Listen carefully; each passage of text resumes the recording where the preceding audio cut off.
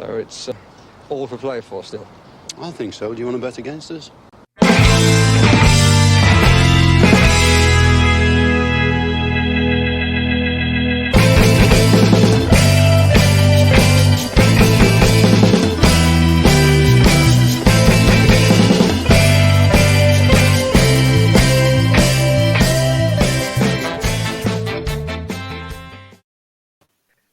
Hi, villains, and welcome to For the Love of Paul McGrath podcast. It's me, Neil, and Paddy has aged backwards again. This seems to be happening an awful lot more often now. Paddy has aged backwards. Am I joking? This is obviously not Paddy. It's the wonderful Ashley Preece has joined us today from the Birmingham Mail, and I'm just delighted to have you on board here today for a quick chat. You're somebody, Ashley, that, you know, I think it was, and you can keep me honest in this one, would it have been December-ish 2019 when you got on, when you came on board following, or not following, but reporting on the Villa?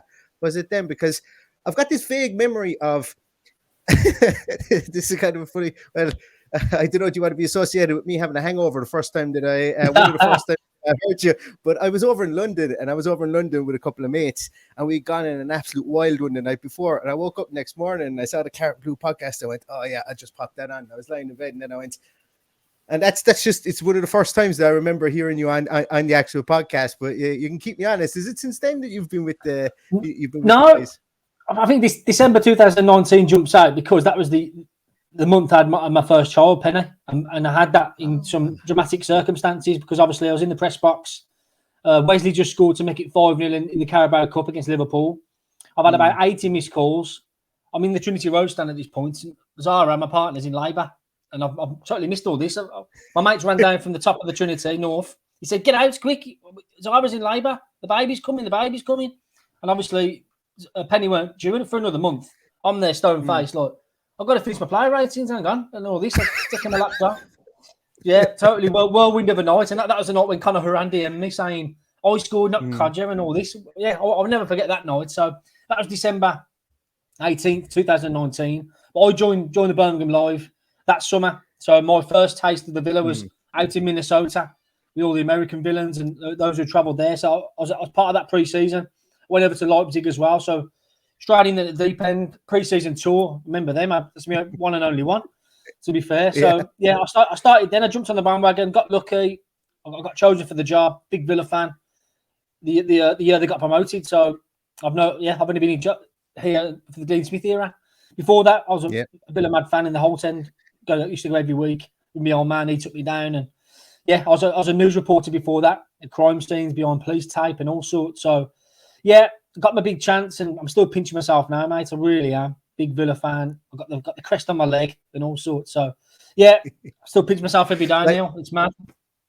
There was another guy who had the crest in his leg as well. His name was Randy Lerner, but we're definitely not going to talk about him at this moment in time. No. As you said, Dean Smith era, and that's exactly what we're kind of here to talk about, I think, today as well. I've got, for anyone who listens to the podcast, I don't usually tend to stay on script, but I'm going to try to today. But today we're going to talk about Aston Villa, the season so far, the summer that's just gone, and I suppose really we're going to focus on Aston Villa more so than certain protagonists or certain pieces that were going on during the summer as well, because the club itself, Ashley, and you're probably in a better place than most to be able to talk about this, but the club itself has grown up an awful lot over the last 18 to 24 months, specifically, obviously, since we've had the leadership change at the very, very top. But it's really grown up, and it's behaving in a way, I think, that it's more business-like. And what I mean by that is it's not that it's soulless or anything like that, or it's corporate-driven or it's money-driven, but it's behaving in a way whereby they know that all the different parts, the components, the departments, for want of a different word, need to be pulling in the same direction, and they need the same amount of attention, including even the women's game at the moment, because they are flying it at the minute. But they know that it takes more than just 3 lucky seasons like we had lucky is probably the wrong word, but 3 good seasons and no future planning like we had under Martin O'Neill. They know it takes more than that to grow a club, to grow an entity, to grow, because call it as it is at the moment. And I know Wolves are there and Wolves have been in the Premier League, but the Midlands is there for the taking now.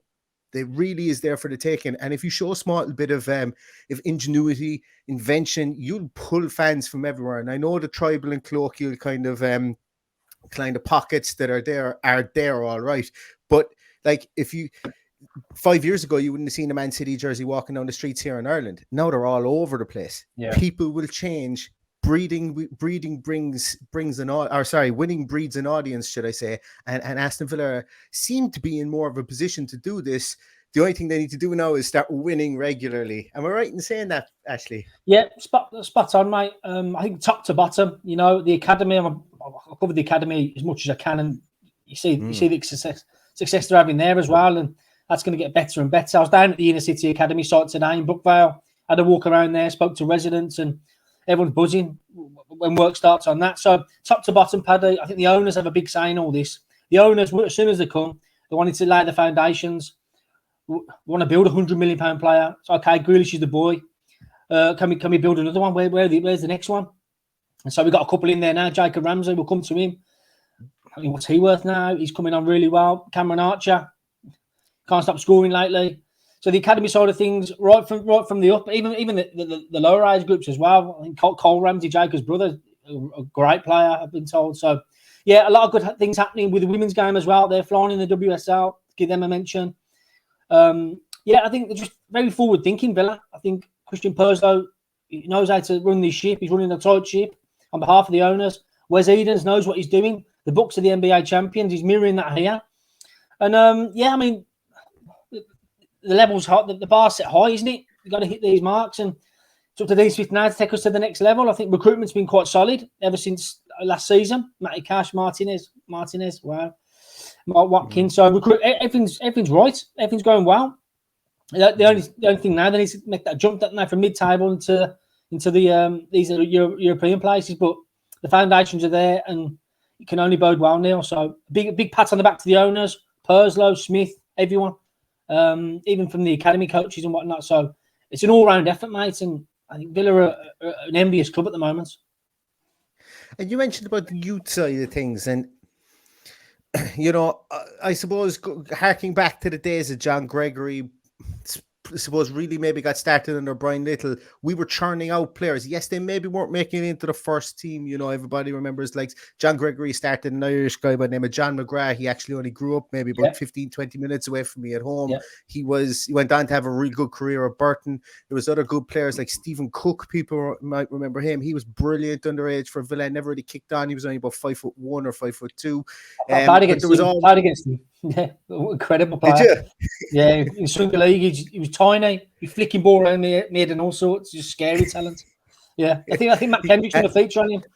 Unreal. Yeah, he was definitely a fan favorite back then, and we were kind of like people were kind of waiting for him to kick on. I know he went on loan for a while, but and this is kind of where I'm going with it. Obviously, we had players that came through, like the two Moores, Gary Cahill, the two Gardners. Whatever way we feel about them at this moment in time, but I suppose really we seem to be maybe throwing them at senior football, hoping they were ready.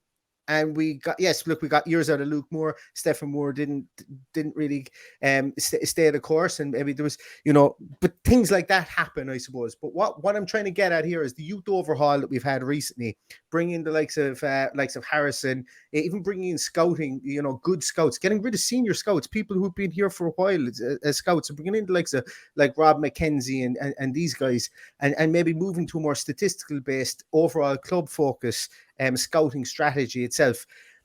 Where do you feel that it seems like it's happened overnight, but where do you feel that the biggest improvements have been made there? Is it as simple as just kind of getting in somebody who knows what he's doing in a Mark Harrison?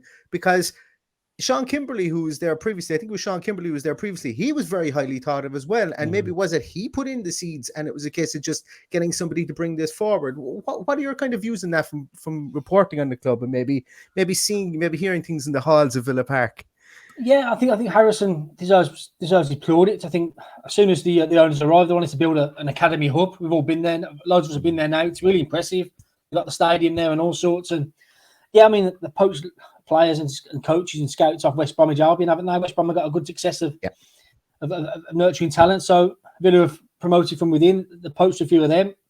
and they cherry picked, and the cherry picked quite well. And the statement was made when they got Louis Barry from Barcelona. Big statement, academy signing that one, and they've trickled in since, haven't they? Kayla, Chuck Moika, the brothers as well, Carney, Philogene Bedos was an inspired signing a few years ago now from that London soccer school. So, yeah, it's recruitment-wise, I think Mark Harrison deserves a good some plaudits here. Which building that academy base as well. I mean, even this summer as well, hiring Jedinak as a loans manager. You got Adam Henschel in there, head of emerging talents as well. So a lot is happening. A lot is happening behind the scenes, and obviously Bodymore's still a no-go zone for reporters of late. So I haven't been down there for a while, but I've been following the 23s and the 18s quite closely, and yeah, there's lots to like, mate. And a lot of them are out on loan at the moment as well. They're in men's dressing rooms. They're going from boys to men. I'm not going to sing a boys to men song there, but yeah, it's all going well, mate. So I'm looking forward to seeing them players come back. Obviously, hasn't happened for Louis Barry at Ipswich, so we're going to monitor that in January.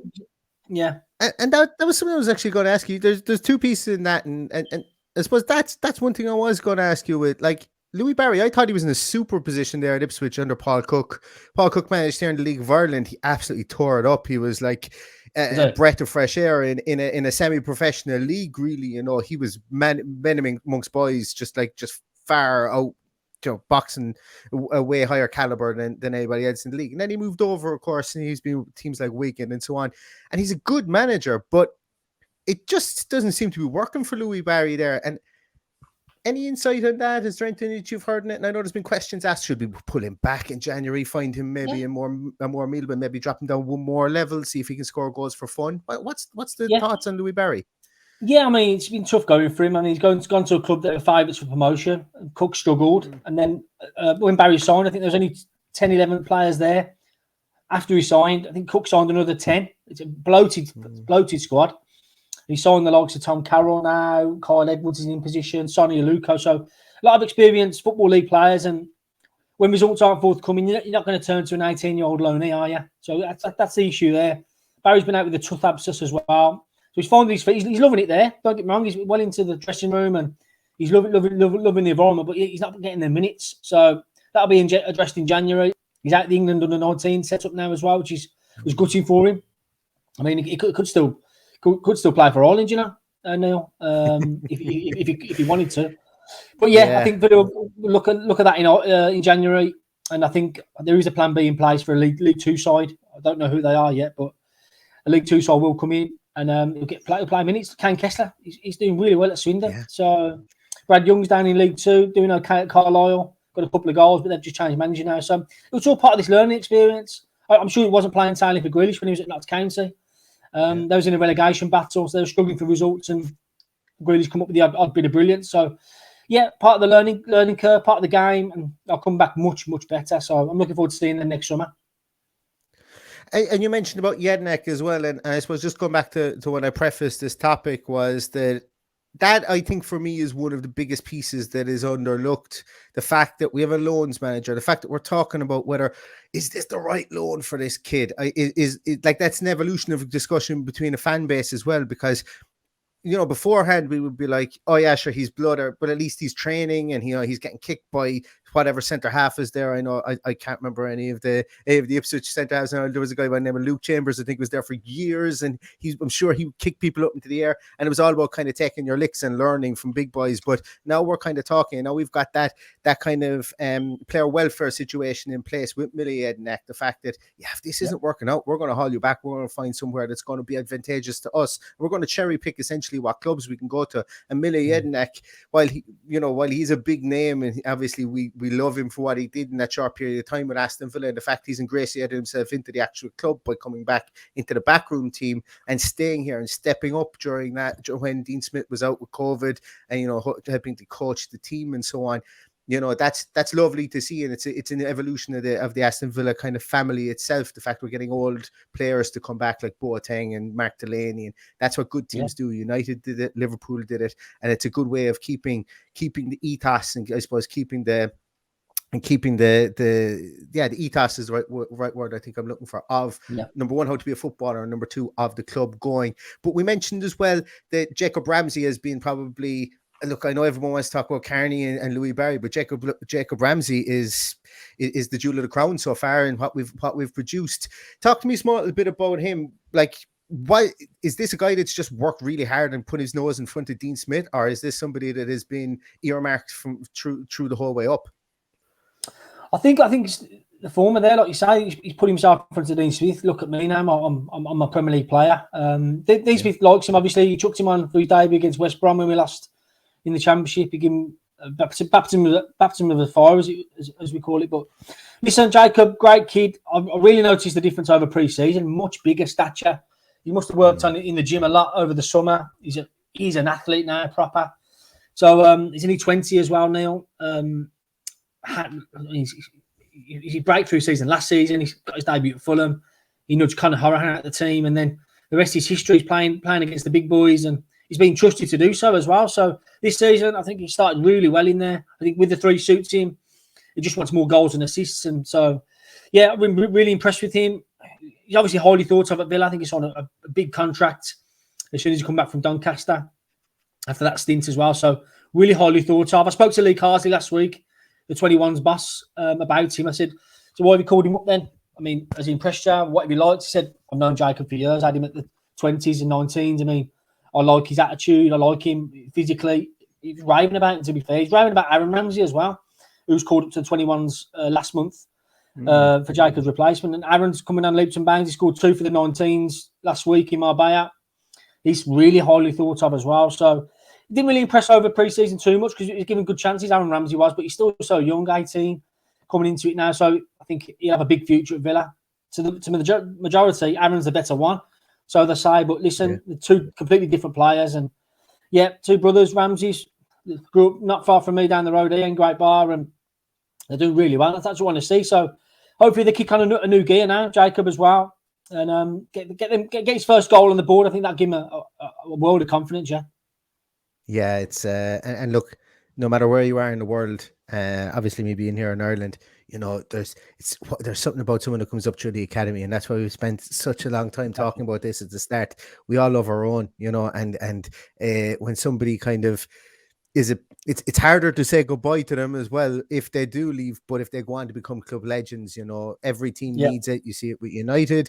That it's what breeds success is what I'm trying to say. You know, Liverpool had it with Steven Gerrard, Jamie Carragher, leaders within the group. They weren't leaders because they licked it up off the floor. They were leaders because they literally ingratiated themselves into Liverpool Football Club. Same with Man United in the class of 92 and so on, so on. So the more you can grow your own, the more sustainable success that you should be able to have. And hopefully Jacob Ramsey is yet another one in the conveyor belt. And if we can get 4, 5, 6 more of those over the next 4, 5, 6 years, we'll be in a super position to be able to take on the big spenders in the Man Cities, the Man Uniteds, and now, crazy and all as it seems to say, the Newcastle Uniteds that are out there in the league. Over the summer as well, Ashley, there was a lot of coaching changes, and I suppose that even leached its way into the season as well. The last international break as well, we saw Aaron Danks came in. What's the talk about that? Because I suppose going back to kind of the thought process of it and the very genesis of why we needed to make those. Obviously, we lost Richard O'Kelly, and then in short space of time, we lost John Terry, or was it the opposite way around afterwards?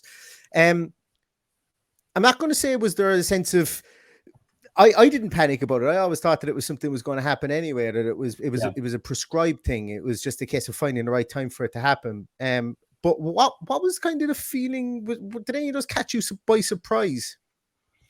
Just the O'Kelly one came as a surprise a few days before the opening game of the season at Watford. O'Kelly departed. Really strange one. Obviously, Villa planned for the John Terry one 12 months previously, didn't they? They got Craig Shakespeare in last summer. Dean Smith said that we got Shaky in to get ahead of John Terry's decision to move on. Terry moved on, as we all know he would. Looking into, I think he's on the golf courses now, so he's enjoying it.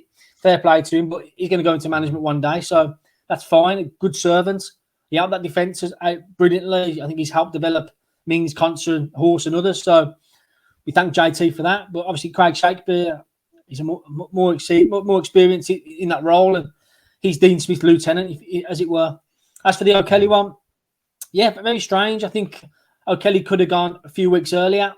He wants a new challenge. I think there was talk of him moving down to the 23s and looking at the new side of things. I don't think he wanted to do that. I think he wanted to stay at the top level.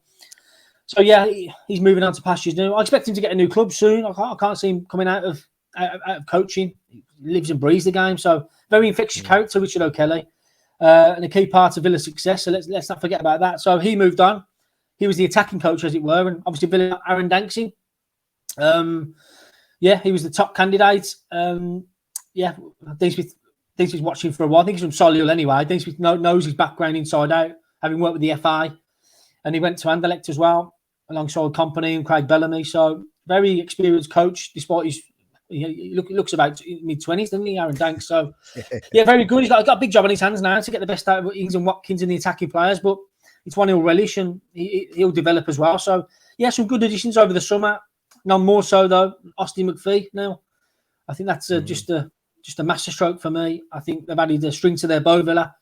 And I think it's dangerous, isn't it? We've seen it Old Trafford come to the fore. And I think they overtried it at Tottenham, as we all know, pumping the balls in the box a bit too much. So hopefully they're not over-reliant on that. But Austin McPhee, everyone can see the instant success they've had. So, yeah, good additions all round. I think Dean Smith, he takes bits from everyone. But ultimately, he makes the final decision.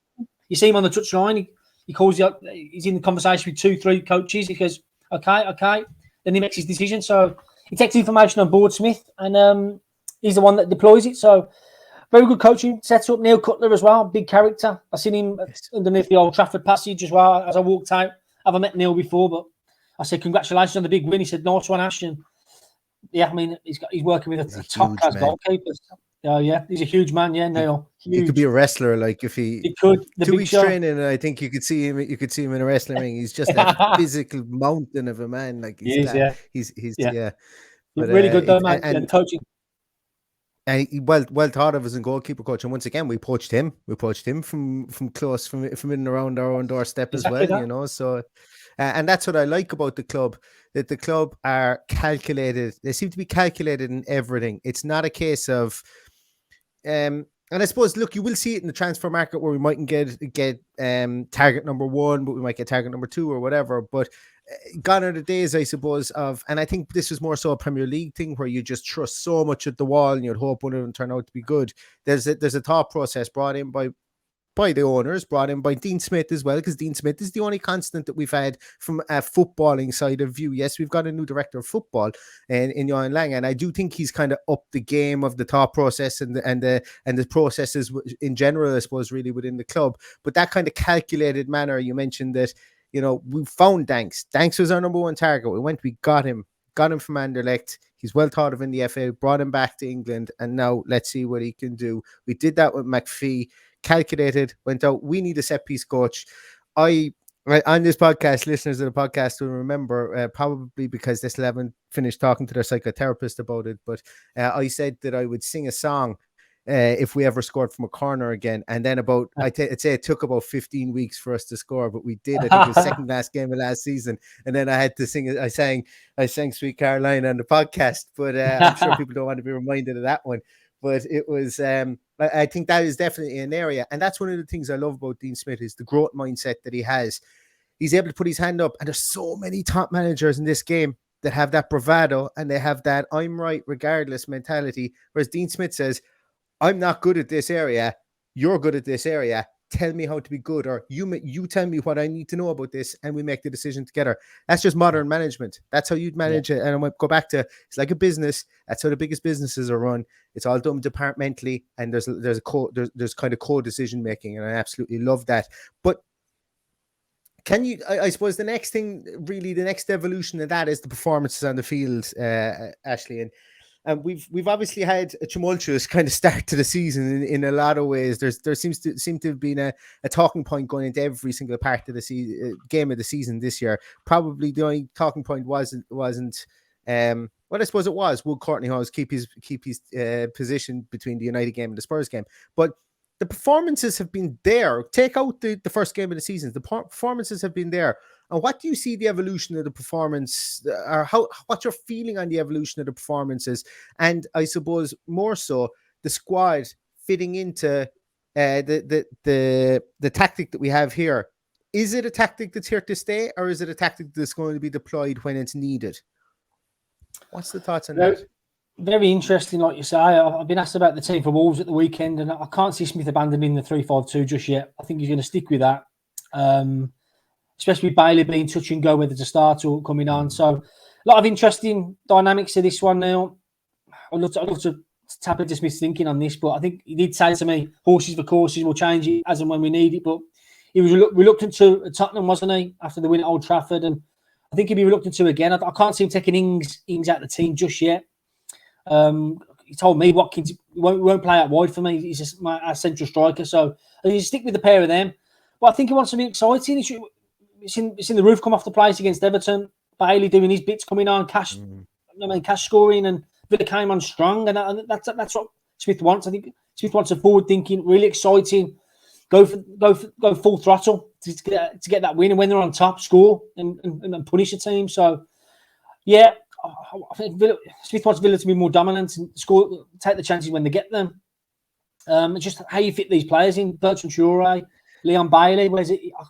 I can't see him playing left wing back. You know what I mean? That ain't going to happen. So I think if he does come into the side, I think he'll play off of Watkins or he'll play centrally. Or interesting dynamics to have. There's loads of options there, but it's fitting everyone in, isn't it? But Emi Buendia, I haven't seen the best of him yet. He's played in a couple of positions already. I haven't seen the best of him centrally. Not quite sure of him centrally. Given his size and stature, ability to mix it, I think he's better out wide where he's got space. So, yeah, it's so interesting to see what will play out in the next 4 games before the next international break. So, as it stands, I think Smith will probably stick with it, but there is scope there to change. But you got to get your Baileys in. Wendy's got to start some games now, so we'll see, mate. But yeah, I wish I had the answer, but it was short. It will evolve as the season goes.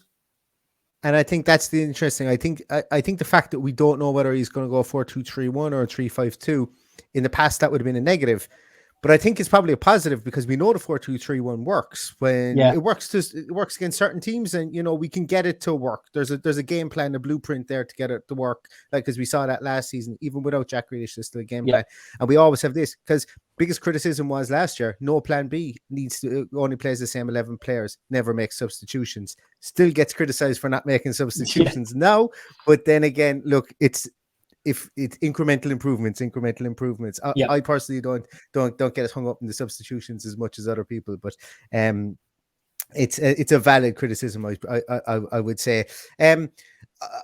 Looking forward, I think, and I know I kind of really had you on to talk about the first, I called it a quarter point of the season, even though that's 7 games is probably a 5th point, but a 5th point doesn't sound great when you say it. So quarter point is what I went with. But the obviously, look, we have our lot now for the next couple of weeks and the next couple of months, and we can't obviously make any signings, but and we're pretty well stocked. Like, we're not crying out for too much more. But with a look towards January, there's been an awful lot of rumblings of potentially money there to sign people, and maybe big dips into them, and maybe one more big dip into the market to push us on, depending on where we are. And left back being murmured as a position that maybe we may look to strengthen. Anything on that? Is that just internet talk, or am I asking you to blow your cover on this one? No. I mean, there's got to be a left back in mind, hasn't there? I mean, Matt Targett is the only out and out one at the moment. We signed Ashley Young in the summer on a 1-year deal. I think Villa want to sign an exciting young left back who's I think Johan Lang's doing that now, searching for up and coming left backs with great ceilings and big selling value. So I think that's in the groundworks right now. A new left back for the summer to rival Matt Targett, because I think he needs it. Because he can be quite. I mean, he started the season indifferently, and he's only just picking himself up now. I thought he did okay against Tottenham, and that's that. So yeah, left back will be in the offing, and then you got players like Morgan Sanson. We haven't seen enough of him yet, have we? Another setback. I like him as well. He showed glimpses. He's a Champions League pedigree player, so we haven't seen the best of him yet. He's been out with back-to-back injuries now, so. And yeah, I mean, decisions need to be made. Obviously, Cameron Archer's deal expires next summer, so there'll be conversations there in January, I expect. And yeah, in terms of incomings, I know the Birmingham done a couple of comment pieces to land, and James Maddison, a player who's out the team at Leicester at the moment. His agents were talking to Arsenal in the summer. I mean, he's only 24. Villa wanted James Ward-Prowse in last summer, didn't they? A dead ball specialist, and Madison is one of them. So that's an option Villa could test themselves with. One of my colleagues put it through as an opinion piece this week, saying he's one that could be got at. So we'll see. There's options there, but Dean Smith does a lot of British-based players, ones with good that don't have to be adaptable coming into the Premier League. So that's his remit. Second beyond that is players with real pedigree like Leon Bailey and others. So yeah, Villa have the blueprint, don't they, to go off. They're big on stats now. I remember when Matty Cash signed, or just before, I think Langer flew out to Greece to meet him and said, "You'll be a big success in this team and what we're going to do." So, and Langer's massive on stats and data. So they'll be going down that route. But no solid names yet. Still early days, like I say. And I don't expect too much business to be done in January, but I think Traore and Nakamba will be going on to the AFCON duty. So they'll be meeting for 3 weeks, and there may be some dip in the market, like you say, but there won't be. Smith doesn't like the winter window unless good deals can be done. So they are quite rare. That Sanson deal got done because of the French TV money, and he was available at £14 million, which is a snip. So we'll see how the market moves. Newcastle have a big say. There could be a little merry-go-round happening. That's it. So that's massive, isn't it? So we'll see. But yeah, I like the Madison one that was put to me this week. He scored 11 direct free kicks, more than Ward-Prowse. So that's. We're Villa big on free kicks and set pieces now. That's one that excites me. He's off form at the moment though, but yeah, no names as yet. Villa keen to promote from within and go with what they've got from within. So I think a couple of will need to move out next summer. Perhaps you look at Ghazi's future. What's the future for him? And people like that out the team, and a couple of go out on loan. Philogene Badice might go out on loan next season. Do you know what I mean? So there's loads of dynamics to look at, but Smith's going to go with what he's got for now. I think the conversation will be starting in due course. So I might quiz him on it on Friday if you look to January yet. So there's a couple of guys over there in Ireland that are absolutely stone mad looking to know if there's anyone going to be signed. That's it. He'll never say no to us. He'll never say no to myself and Paddy over in Ireland. He'll have to answer. And he'll answer it truthfully, as they always do. Football managers always answer that question truthfully. Yeah. So listen, Ashley, we're going to finish up in a moment, and I'm going to be cheeky, and I'm going to ask you about that article. That article you wrote, and it got a bit of I'm going to say notoriety in a way. I don't mean that in a bad way, as in notoriety, but I think it became a famous article that you wrote in the summer, and it was to do with I suppose really kind of like an open letter / opinion piece on Jack Grealish after he left the club, and interviews and so on like that. Talk to me about it, because I personally, and I said it to you beforehand, I personally believe it was a very brave article to write, and I think a lot of it I agreed with, and I mentioned it to you, and I didn't plan on really going into this and saying this on the podcast, but I agreed with an awful lot of it, and I said to myself, Jesus, I don't know whether I have the balls to put that one out there. What was your feeling on it? Because I know on social media you said you deliberated quite a lot about whether you would actually print it and publish it, because obviously he's meant an awful lot to the club. But this was kind of like, to me, it came across as a man standing up for his club. In your part, you were you had to write it, but I don't want to put words into your mouth. Is that a fair thing to say? 100%, yeah. I'll be honest with you. It just worked for me. My gaffer asked me to do a comment on it. The day before, on the Thursday, the interview came out. I listened to it. Didn't like what he said. I thought you're very unrecognisable now, Jack. And maybe he come across wrong on the OTV edit with the interview. I thought when he got asked about did you think someone would come in? He said, yeah, that's why we had to put it in, so I could do one, basically. I didn't like that. Didn't like the tone. I just did a comment piece on it, opinion piece. It was quite strongly worded. I'll get that. But listen, it's just it's my work. It was a comment piece. I felt, like you said, I was sticking up for Villa here. You don't down talk Villa. That's how I felt. And it's one of them, isn't it? I mean, I had some sleepless nights over it. I had some threats and all sorts. What happened? So we're over it now. But listen, I don't know what to say. I love Jack. I followed his career. I mean, I was bigging him up at the Euros. I was slaughtering Southgate. Got to play him. He's still England's best player.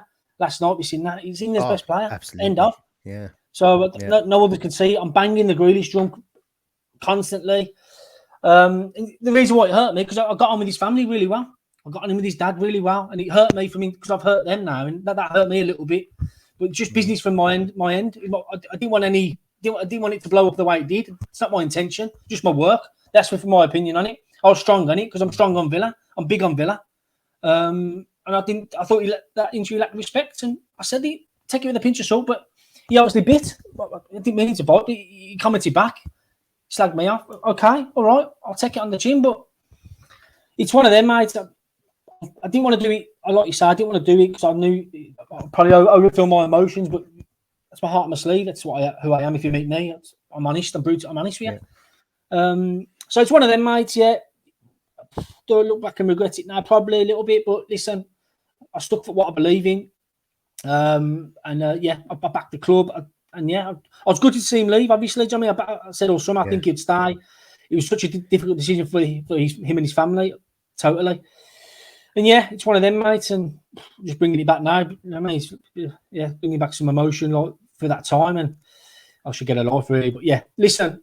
No, we're all the same. No matter how much I say I'm over the transfer, I always kind of sometimes look back and go, that shirt doesn't fit him right. You know, that it just doesn't fit him right. And to be honest with you, whenever I see him in it, I don't know if you watch Ted Lasso. Whenever I see him in it, I go, he just looks like Jamie Tart from Ted Lasso, if you've ever seen it. But that's just kind of me going, I really, because like we would love to still have him in this club. Yeah, I think everybody does it, and he'll always be a Villa boy and everything. But you know, as I say, it's one of those things that I suppose, you know, the way it went on for so long and things like that, it can evoke any type of emotion. And, you know, completely understand what you're saying and where you're coming from there on that one. And thanks for being so open and honest about it. And you know, that's it's because it was you know, it's I can even see it there that you feel like you did. I feel like you did struggle with it.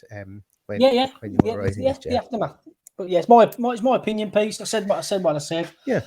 We all move on from it, and Villa in a better place now. I'm sure Jack would think he's in a better place now, and that's it, isn't it? Life goes on, but yeah, I mean, I just felt I felt a bit bad about it. So I got a lot of time for his family. I mean, they're good to me, and I mean, it's that personal aspect. But listen, it's one of them, isn't it? I think he's a footballer. I think that little kid who's running around the Aston social car park kicking balls and love Villa. I think he was long gone. It's about the brand now, isn't it? The England and all this, and the bright lights of the Champions League. He's moved on. So yeah, it's that really. So that's my view on it, Neil. And yeah, I put my heart on my sleeve. I said how it was. Take it or leave it. It's one of them. Do you know what I mean? So yeah, we move on now. We're not so over reliant on him. That game in November is going to be so interesting down Villa Park. Oh boy. We'll see. Yeah, but we all move on from it and. Yeah, exactly. Up the Villa and exactly. That, you know what I mean? The team is in an awful lot better position for when he does come back in 2 or 3 years' time. When we win the league and then he comes back then to play the Champions League with us. We can all live in hope. Because it would be great. Look, as I say, we mentioned we started out talking about youth. The importance of youth, and I mentioned that, you know, you need these youth players to be able to come through and to build that dynasty and to build that kind of feeling within a team. And look, I suppose being raw at the time, I think a lot of Villa fans, I didn't quite say it myself, but I think a lot of Villa fans would say, no, that's him done. I don't think I'd ever welcome him back to the club. We'd all welcome him back with both hands. We nearly offer both feet to lift him up into Villa Park again, because look, talents like that are talents. And as I say, you never know. You just never know with football. Who would have thought Ashley Young would come back to the club as well? So there is that. But Ashley, thank you so much for your time. It's nearly become a catchphrase on the podcast at the moment, where I literally did say to you at the start that we were 15, 20 minutes, and we're now 38 minutes, and I feel guilty because I've probably kept you from your tea and away from your family. But I really, really appreciate it. You're someone I wanted to chat to for an awful long time since we've been doing the podcast. And I'm going to be honest with you, there's a lot of people that I kind of go, I don't want to be reaching out to them because I don't want to be annoying them, or I don't want to be like maybe taking up their time or anything like that. So I really appreciate you coming on. It's been a great chat. You've been real open and honest. And, you know, literally when I was talking to you and asked you to come on straight away, it was absolutely when, you know. So I appreciate that. It's really appreciated.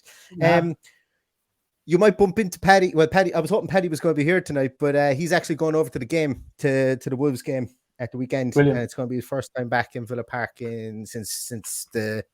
Wow. Gosh, I can't remember when he said it was, but he was actually in the Tottenham Stadium last 2 weekends ago, so he's going to be in Villa Park this weekend. So we will be doing what we do a team sheet tantrum where we react to the team sheets in live time as they're announced just before the games. And Paddy will be doing that from Villa Park on Saturday, and I'll be stuck here in my my podcasting boudoir trying to stay sane while the match is on.